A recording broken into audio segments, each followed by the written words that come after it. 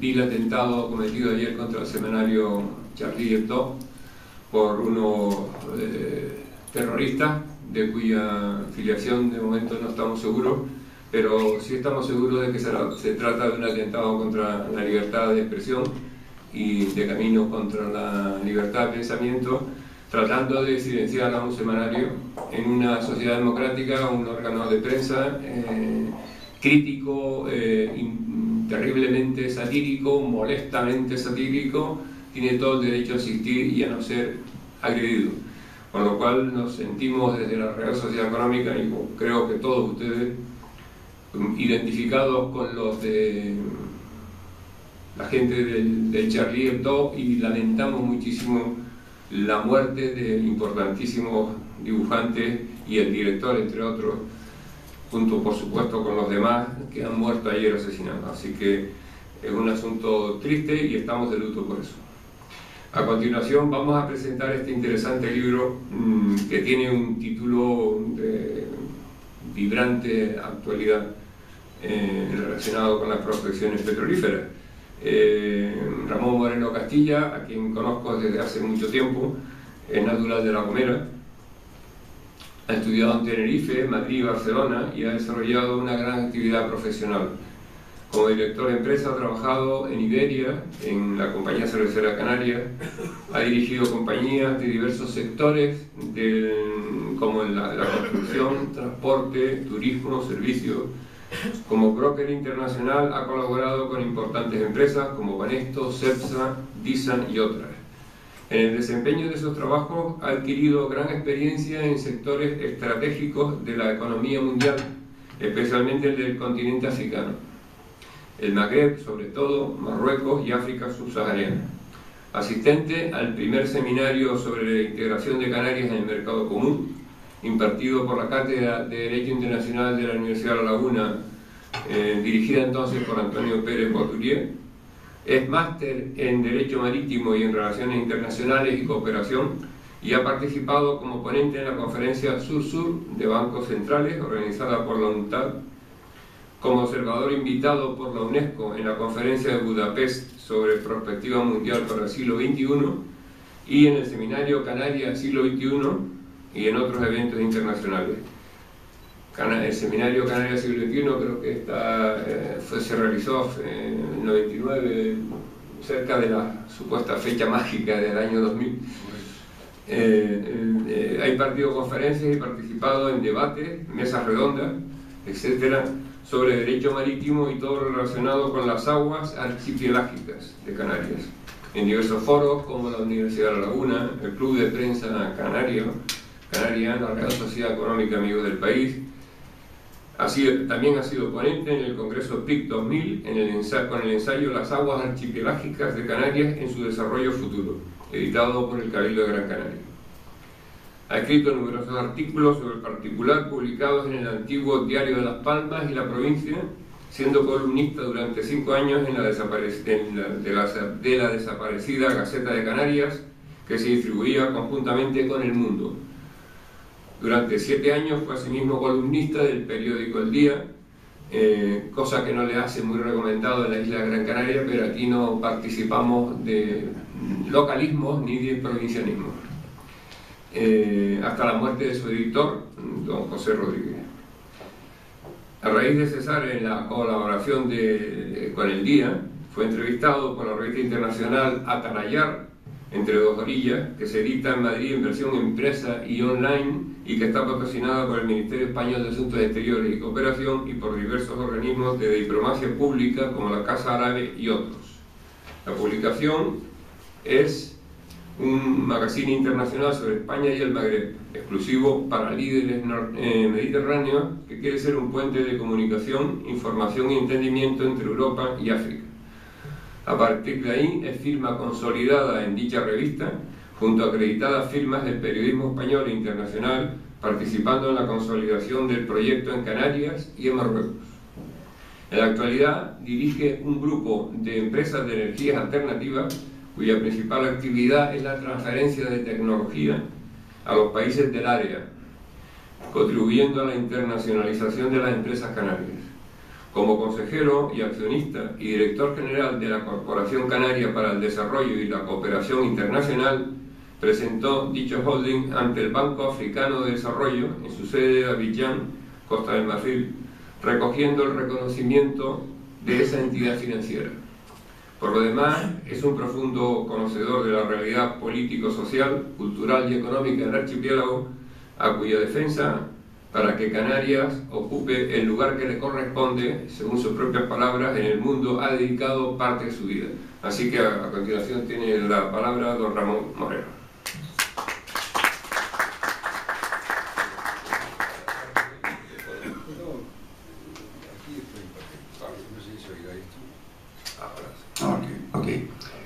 Muchas gracias por haber venido, sobre todo porque hoy hay fútbol y además hay un pelete por ahí fuera que no es recomendable salir de la casa, ¿no? Pero en fin, muchas gracias, insisto.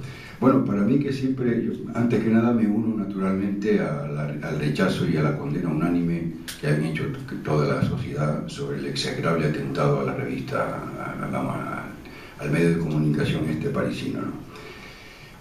Yo que digo que muchas veces he estado sentado en esos bancos como impenitente preguntador, y espero que no como impertinente preguntador, me resulta muy gratificante estar aquí hoy en esta tribuna, y le doy las gracias por ello al presidente de esta institución, al director Joan Van de Valle, y a la junta directiva, por haber accedido a la presentación de este libro, que por otra parte dice mucho del pluralismo y de la libertad de la que hace gala esta señora institución, ¿no?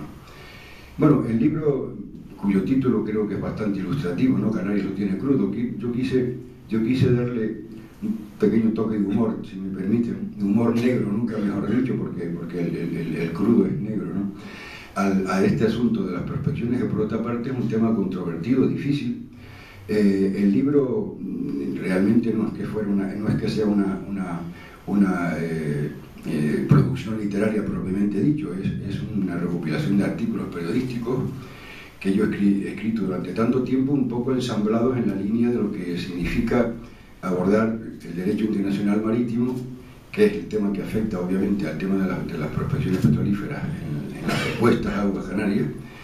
Y luego, a partir de ahí, bueno, pues en el libro hago un repaso a la legislación marítima española, la legislación marítima internacional, a la legislación marítima marroquí y un poco a la legislación marítima de Portugal, ¿no? Yo me voy a apoyar en unas imágenes para que me sirven un poco también para ilustrar un poco las palabras que voy a pronunciar, y que el libro, en definitiva, como digo, es un compendio de artículos. No es que yo pretenda sentar cátedra en este libro, ni mucho menos. Yo no soy jurista, yo simplemente, digamos que soy un estudioso de los temas, ¿no?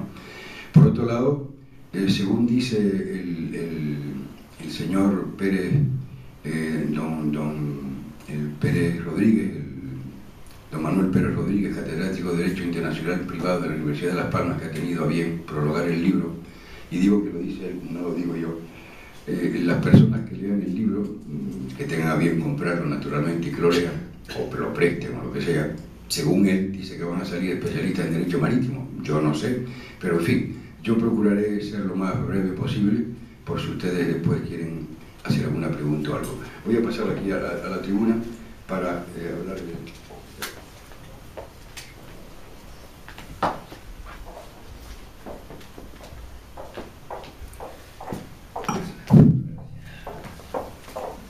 Es obvio que la columna vertebral del libro lo conforma lo que es la tercera conferencia de la Nación Unida sobre Derecho del Mar, firmada en Montego Bay, Jamaica, el 10 de diciembre de 1982, y que España como Estado parte incorporó a su cuerpo legal, con lo cual la legislación marítima española anterior a la firma de la convención quedaba tácitamente derogada, un aspecto que no debemos de perder en cuenta, no debemos de perder de vista.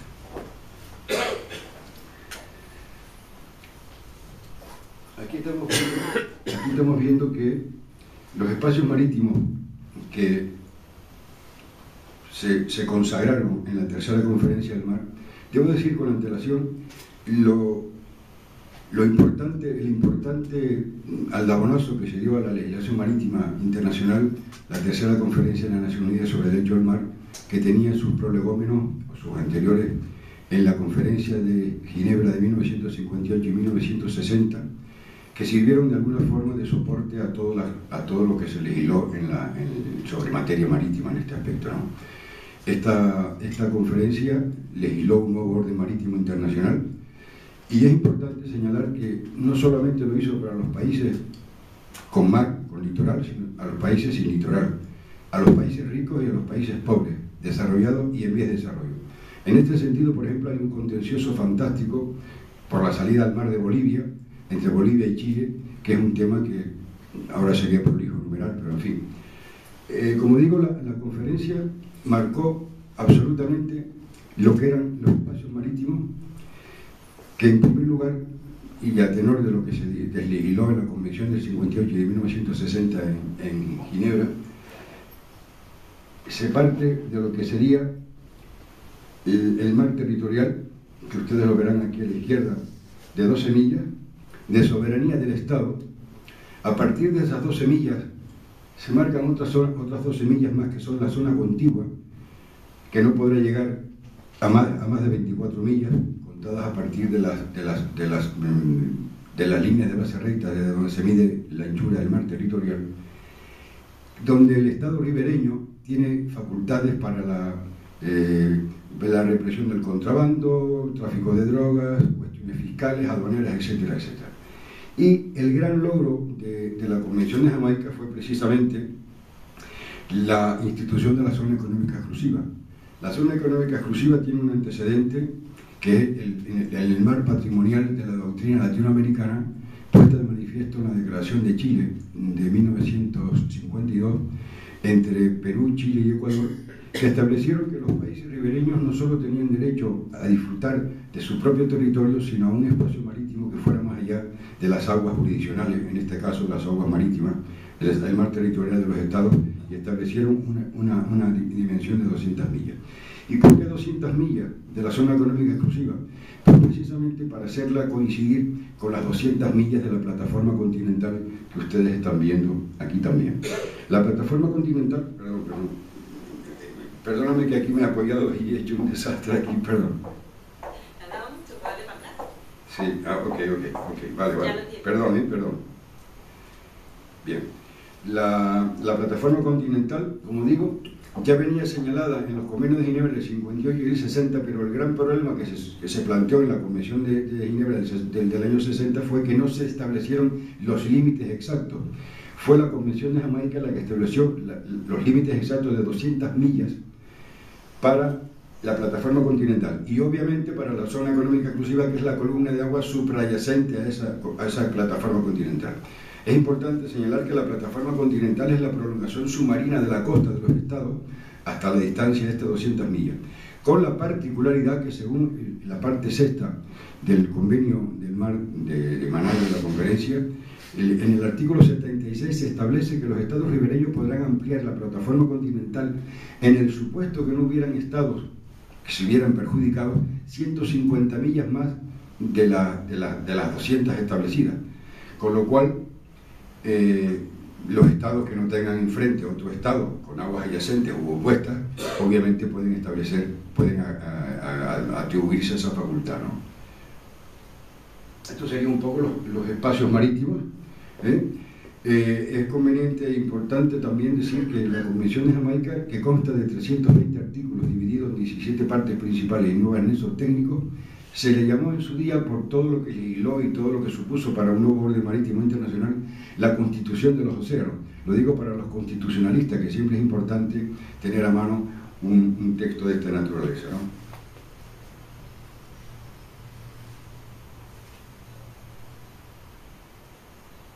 Es obvio que los derechos soberanos del Estado ribereño, se habla de Estado ribereño, Estado costero, obviamente estamos hablando de estados que tienen litoral marítimo, ¿no? La explicación es obvia, ¿no? Tienen derechos soberanos a la exploración y explotación de los recursos. Es importante señalar también que cuando se empezó a plantear la conferencia del mar, que duró 15 años exploración. 15 largos años donde se puso de manifiesto tanto lo que procedía, el desarrollo industrial de los países del norte como la irrupción en la comunidad internacional de todos los países que habían procedido del proceso de descolonización finalizada la Segunda Guerra Mundial. Hicieron hincapié en que los países tenían derecho a disfrutar de sus propios recursos naturales. Sobre todo en el continente africano, esto tuvo una gran incidencia en todos los países que reclamaban naturalmente para ellos no solo su territorio, sino sus propios espacios marítimos, ¿no? 200 millas son la distancia que separa la costa del límite exterior de los estados, de las aguas de los estados. O sea, repito, mar territorial, zona contigua, zona económica exclusiva que por razones obvias engloba los espacios anteriores, y la plataforma continental que hemos dicho que es la prolongación submarina de la costa. Otro de los grandes logros de la Conferencia del Mar, así llamada la tercera Conferencia del Mar, fue la consolidación del principio archipelágico. La irrupción, como digo, a la comunidad internacional de los países que habían procedido del proceso de descolonización hizo que la conferencia se planteara escribir un nuevo orden marítimo internacional, y ahí fueron muy importantes la incidencia y la diplomacia agresiva y tenaz de archipiélagos ya constituidos en estados soberanos como Filipinas, Indonesia, Islas Mauricio, las Islas Fiji, que reclamaban no que las islas o los espacios marítimos se delimitasen alrededor de cada isla, como el caso de Canarias, que luego explicaremos, sino a partir del perímetro archipelágico, que consiste en una línea imaginaria que une los puntos más sobresalientes de las islas más alejadas, y a partir de ese perímetro archipelágico, que normalmente suele constituir un polígono irregular, a partir de ese polígono, de los lados de ese polígono irregular, se establecen los espacios marítimos correspondientes. En el caso del archipiélago canario, la famosa ley 1044 del año 2012, creo que fue, creo que fue, donde el señor Zapatero le vendió a Canarias, o al señor Paulino Rivero, le vendió la moto de que ya Canarias tenía aguas propias, precisamente tienen trazado un perímetro archipelágico, cuando Canarias obviamente no es un estado archipelágico, como así se llama. Uno de los grandes logros de la Conferencia del Mar, insisto, fue el perímetro archipelágico, que posibilitaba a los archipiélagos ya constituidos en estados soberanos a delimitar sus espacios marítimos a partir del límite exterior de esa línea imaginaria que comento. Es importante resaltar, por otra parte, de que el principio archipelágico no es aplicable naturalmente a los archipiélagos que formen parte de un estado.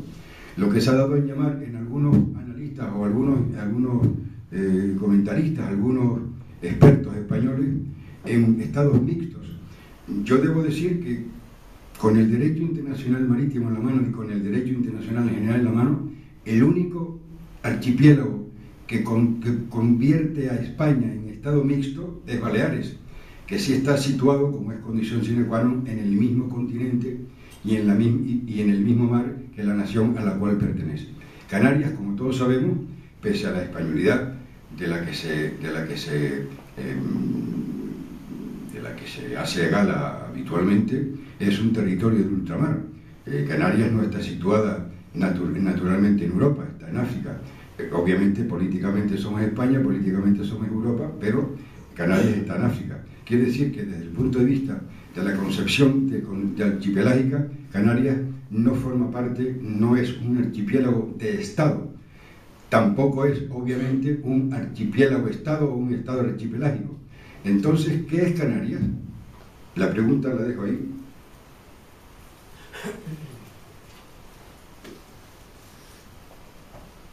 Como decía antes, con independencia de que cuando España incorporó a su cuerpo legal la Convención de Jamaica de 1982, toda la legislación marítima española había quedado o quedaba derogada tácitamente, hay que señalar por lo menos un par de leyes españolas, porque en cuanto a los legisladores españoles ha habido un gran confusionismo respecto a las aguas y cómo se llamaban las aguas. Hay algunos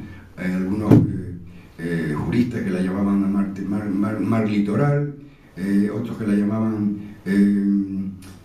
aguas jurisdiccionales, mar territorial. Y aquí tengo que añadir que es un gran error confundir aguas jurisdiccionales con mar territorial, porque puede ocurrir, y de hecho ocurre, que existan aguas jurisdiccionales en las cuales el Estado ribereño tiene competencias en materias aduaneras, fiscales, etcétera, sin que por ello estén sometidas a su plena soberanía, condición sine qua non para ser consideradas mar territorial, que sí es de soberanía exclusiva de los Estados.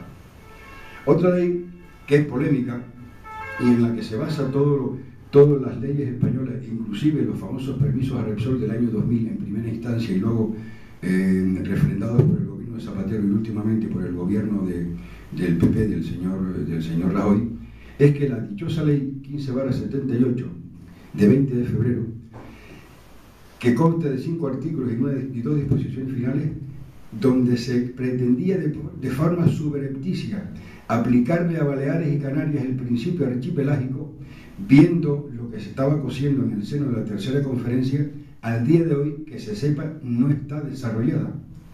Y eso no sé si va a ser asumido por los presentes, porque muchos juristas españoles, entre ellos el eminente profesor Lacleta, que precisamente formó parte de la delegación española en la tercera conferencia del mar, junto con otros juristas importantes como Pastor Ridruejo o Iturriaga Barberán, en el informe que enviaron en su día a España, dijeron que el principio archipelágico, cito literalmente, el principio archipelágico era meramente simbólico y casi imaginario. Cuando digo esto es porque está recogido, esta frase está recogida en el informe que presentó la delegación española y está recogido en la Oficina de Información Diplomática del Ministerio de Asuntos Exteriores en el año 1978. Cuando digo que España instituyó la zona económica exclusiva, el legislativo español está promulgada, está legislada, obviamente, está promulgada, pero no está desarrollada. O sea, España no ha trazado todavía. A ver. Perdón. Ahí. España no ha trazado todavía, que se sepa, no ha hecho públicas todavía, que se sepa, como es preceptivo en la propia ley del mar, las coordenadas geográficas, las cartas marinas con las coordenadas geográficas y el datum geodésico que corresponden a los límites exteriores de su plataforma, de su zona económica exclusiva.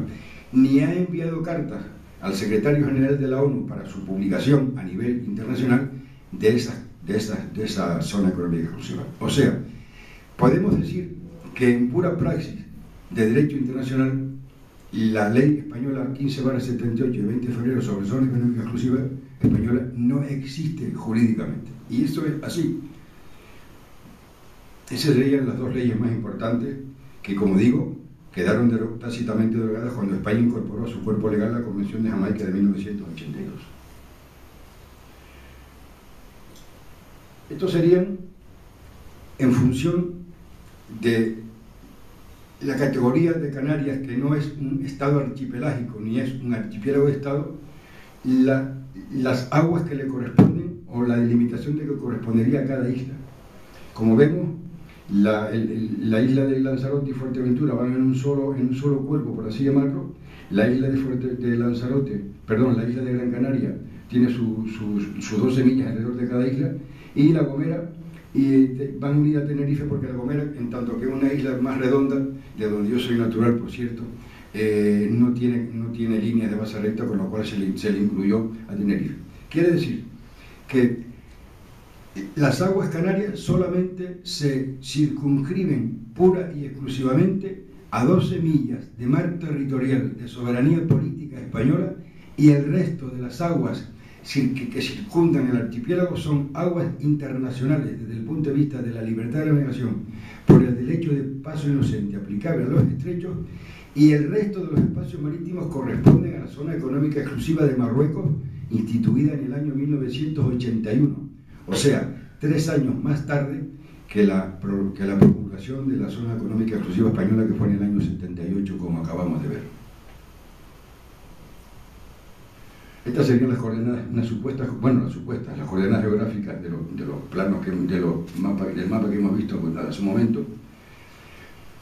Las aguas territoriales que tendría Canarias serían lo que está en violeta.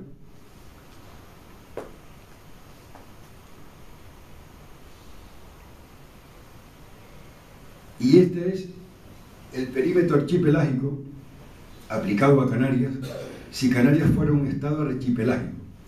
O sea, a partir de estos lados de este polígono irregular se delimitarían el mar territorial, las 200 millas de zona económica exclusiva. Por el oeste no había problema ninguno, hasta 350 millas, porque no hay ningún estado que tal que se oponga, y naturalmente por el este había que establecer la mediana con Marruecos. Otra cosa importante que creo que había que señalar específicamente: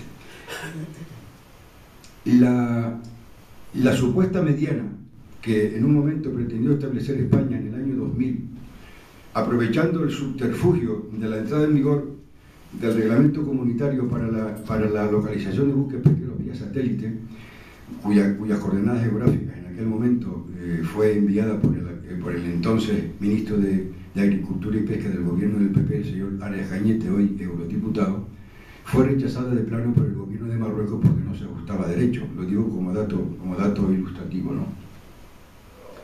Entonces este sería el perímetro archipelágico de Canarias si Canarias fuera un estado archipelágico. Como no lo es, tiene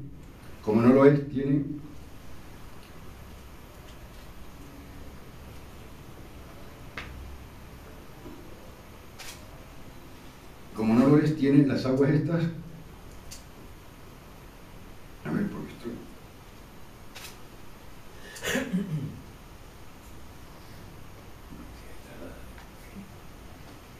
Como no lo es, tiene los violetas son las líneas de base rectas, que normalmente las líneas de base rectas son para para obviar las concavidades de la costa, ¿no? Y a partir de ahí trazar las 12 millas. Pero había otro gráfico anterior, que espero no liarme yo aquí. Exactamente. Como Canarias no es un estado archipelágico, esas son las aguas que le corresponden, las que están rodeadas a cada isla.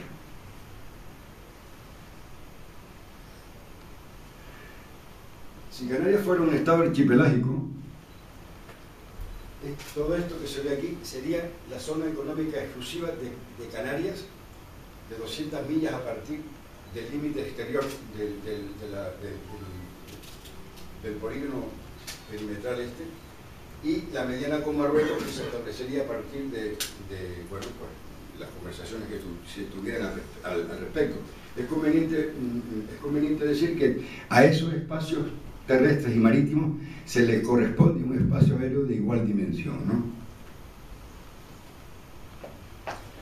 Y esto sería un poco, así a vuela pluma, un poco los espacios marítimos y estas cosas. Si lo considera el director conveniente hacer algún coloquio, y que creo que será mucho más enriquecedor, por si alguien tiene alguna pregunta o algo más específico que comentar, pues yo encantado.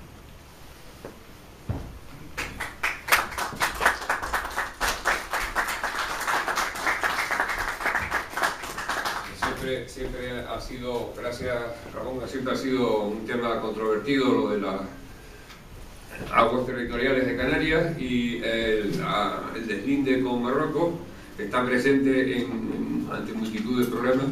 Me imagino que habrá preguntas y cuestiones que plantear sobre esto. Sí. Lo que usted dice es que Canarias no tiene aguas económicas. Lo que usted señala es que Canarias no tiene aguas económicas, ¿no? De 200 millas. Lo que yo digo es que... Lo que yo digo, y no es que lo diga yo, perdón, te lo voy a separar.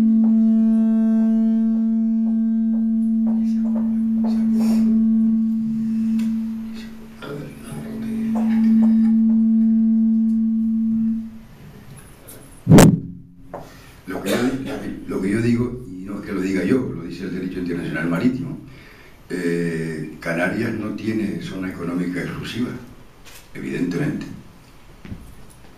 la zona económica exclusiva. Pero vamos a ver, tenemos que tener en cuenta dónde está situada España, con independencia de que Canarias pertenezca a España, sea Europa y toda esa historia. Cuando digo historia no lo digo con ánimo peyorativo ni mucho menos. Tenemos que ver exactamente dónde está situada Canarias. Canarias está situada a 96 kilómetros, o sea, 59,65 millas marinas de la costa occidental africana, en este caso de Marruecos. Nos guste o no nos guste, esa es la situación que tenemos.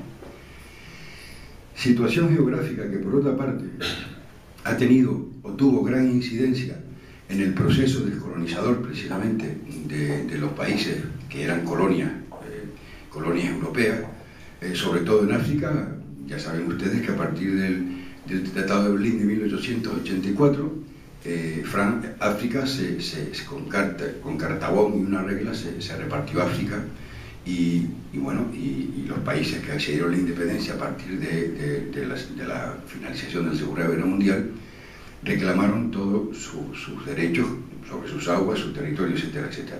Quiero poner de manifiesto que al criterio, insisto, al criterio de soberanía política, que era un subterfugio legal para dar visos de legalidad a la apropiación de territorios por la fuerza de las armas, como fue el caso inequívoco de Canarias, se le opuso el principio emergente de localización geográfica consagrado en el derecho internacional contemporáneo, justamente a partir de la descolonización de todos los países, o en el proceso de descolonización de los países que habían accedido a la independencia a partir, como digo, de la Segunda Guerra Mundial.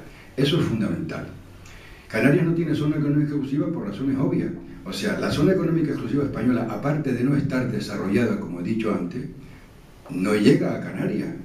La distancia entre Canarias, entre el norte de Lanzarote y el sur de la península ibérica, son 700 y pico kilómetros.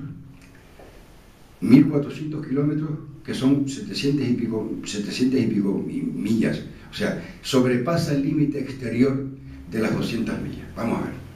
El problema que se plantea cuando la tercera conferencia del mar es que los estados o la convención repartió equitativamente a cada estado y puso a disposición, o mejor dicho, bajo la jurisdicción de cada estado, los espacios marítimos que le correspondían en función de su propio territorio y de su situación en cada océano.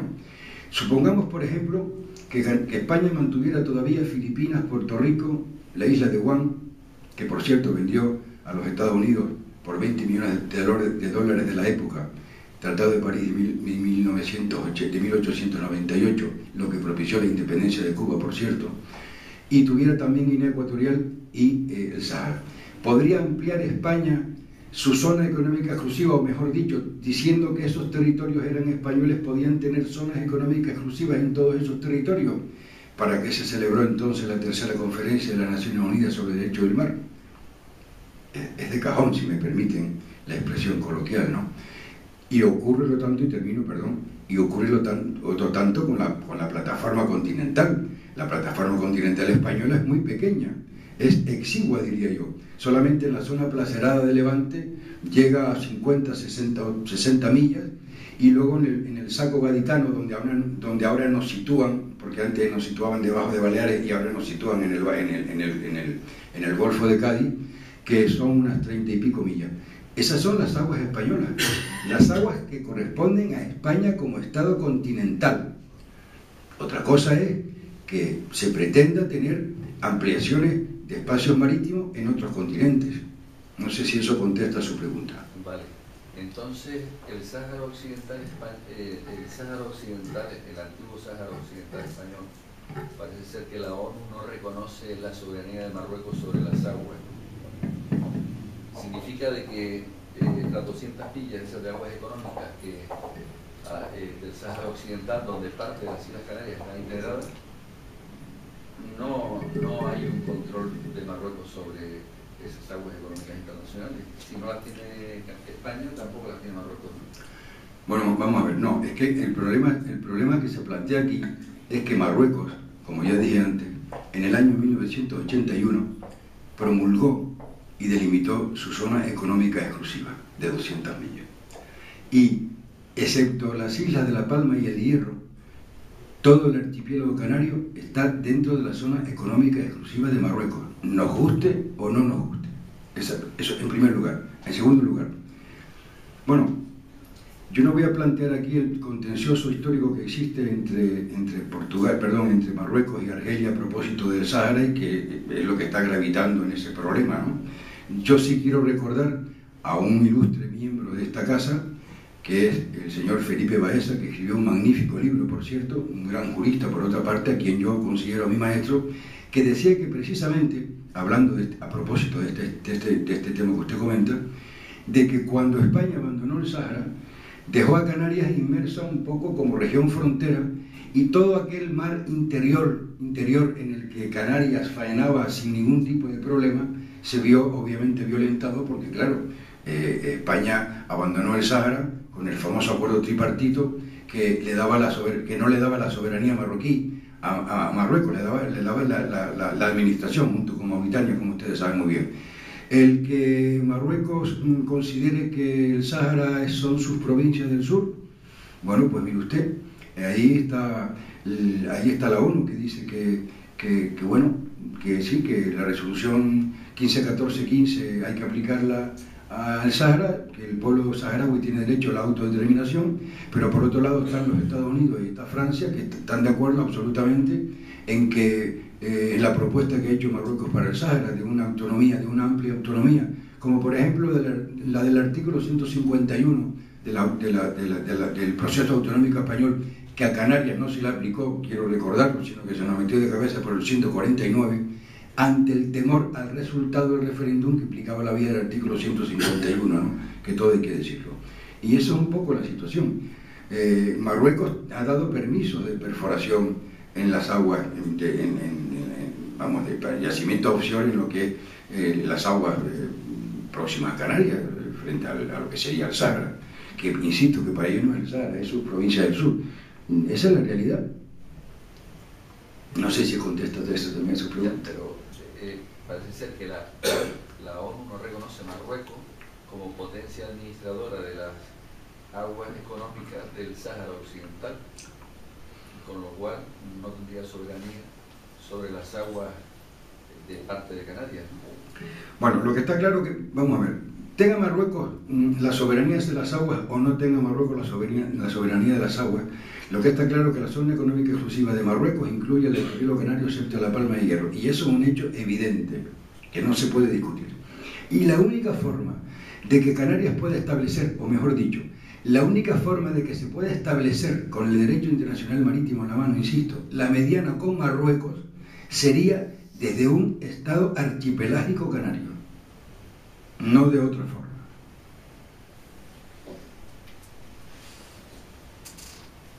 ¿Una otra pregunta? Ramón, perdón un momento. Entonces, si la última ley no está desarrollada, la del 78, no está desarrollada como para reconocer las zonas exclusivas, y teniendo en cuenta las 300 millas de aguas que son continentales, no de aguas que... Sí. No, las 350 millas son 150 millas más que tienen los estados de ampliar su zona económica exclusiva y consecuentemente su plataforma continental, si no hay ningún estado que se oponga a esa delimitación, o un estado con el cual hayan aguas adyacentes o aguas opuestas, como sería el caso de Canarias con Marruecos. Pero hay que decir al mismo tiempo, y a propósito también de lo que decía el señor, vamos a ver, España, cuando incorpora su cuerpo legal, insisto, la Convención de Jamaica, en el instrumento de ratificación, el plenipotenciario español en Nueva York hace la siguiente observación, y esto está en el documento.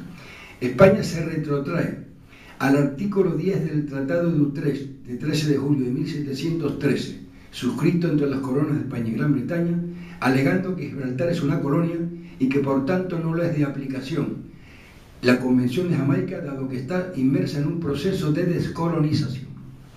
¿Eso qué implicó?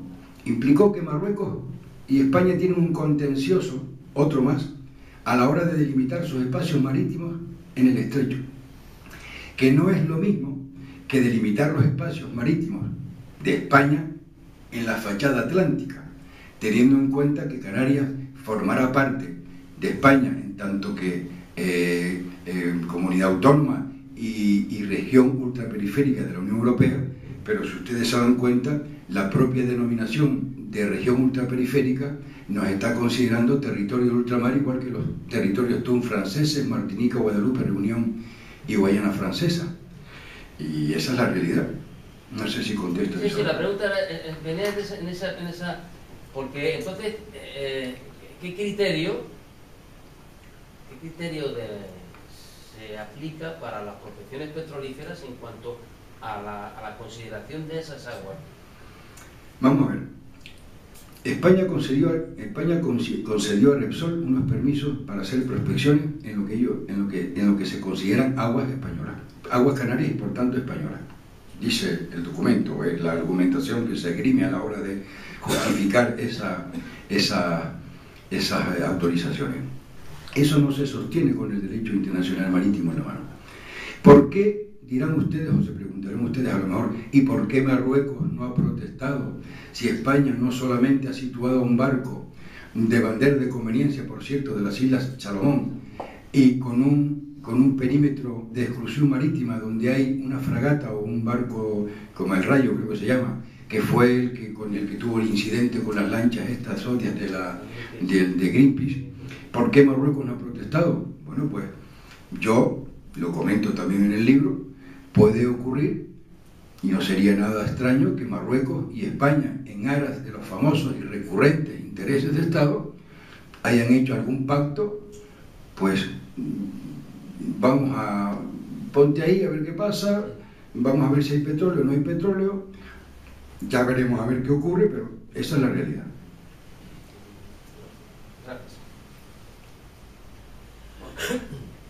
¿Alguna otra pregunta?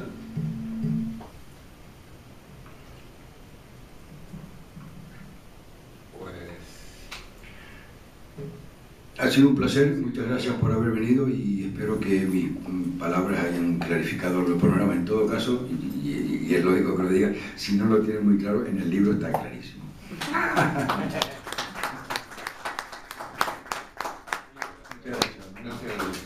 Vi el atentado cometido ayer contra el semanario Charlie Hebdo por unos terroristas de cuya filiación de momento no estamos seguros, pero sí estamos seguros de que se trata de un atentado contra la libertad de expresión y de camino contra la libertad de pensamiento, tratando de silenciar a un semanario en una sociedad democrática, un órgano de prensa crítico, terriblemente satírico, molestamente satírico, tiene todo el derecho a existir y a no ser agredido.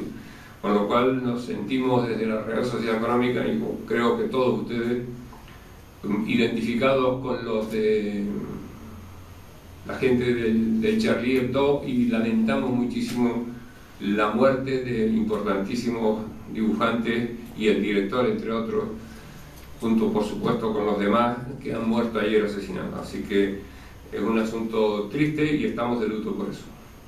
A continuación vamos a presentar este interesante libro que tiene un título de vibrante actualidad relacionado con las prospecciones petrolíferas. Ramón Moreno Castilla, a quien conozco desde hace mucho tiempo, es natural de La Gomera, ha estudiado en Tenerife, Madrid y Barcelona y ha desarrollado una gran actividad profesional. Como director de empresa ha trabajado en Iberia, en la Compañía Cervecera Canaria, ha dirigido compañías de diversos sectores como en la construcción, transporte, turismo, servicios. Como broker internacional ha colaborado con importantes empresas como Banesto, Cepsa, Disan y otras. En el desempeño de esos trabajos ha adquirido gran experiencia en sectores estratégicos de la economía mundial, especialmente el del continente africano, el Magreb, sobre todo, Marruecos y África subsahariana. Asistente al primer seminario sobre la integración de Canarias en el mercado común, impartido por la Cátedra de Derecho Internacional de la Universidad de La Laguna, dirigida entonces por Antonio Pérez Couturier. Es máster en Derecho Marítimo y en Relaciones Internacionales y Cooperación y ha participado como ponente en la conferencia Sur-Sur de Bancos Centrales, organizada por la UNCTAD, como observador invitado por la UNESCO en la conferencia de Budapest sobre perspectiva mundial para el siglo XXI y en el seminario Canarias Siglo XXI y en otros eventos internacionales. El seminario Canarias Siglo XXI creo que se realizó en el 99, cerca de la supuesta fecha mágica del año 2000. He impartido conferencias y participado en debates, mesas redondas, etcétera, sobre derecho marítimo y todo lo relacionado con las aguas archipelágicas de Canarias, en diversos foros como la Universidad de La Laguna, el Club de Prensa Canario, la Real Sociedad Económica Amigos del País. También ha sido ponente en el Congreso PIC 2000 con el ensayo Las aguas archipelágicas de Canarias en su desarrollo futuro, editado por el Cabildo de Gran Canaria. Ha escrito numerosos artículos sobre el particular público del Banco Africano de Desarrollo en su sede de Abidjan, Costa del Marfil, recogiendo el reconocimiento de esa entidad financiera. Por lo demás, es un profundo conocedor de la realidad político-social, cultural y económica del archipiélago, a cuya defensa, para que Canarias ocupe el lugar que le corresponde, según sus propias palabras, en el mundo, ha dedicado parte de su vida. Así que a continuación tiene la palabra don Ramón Moreno.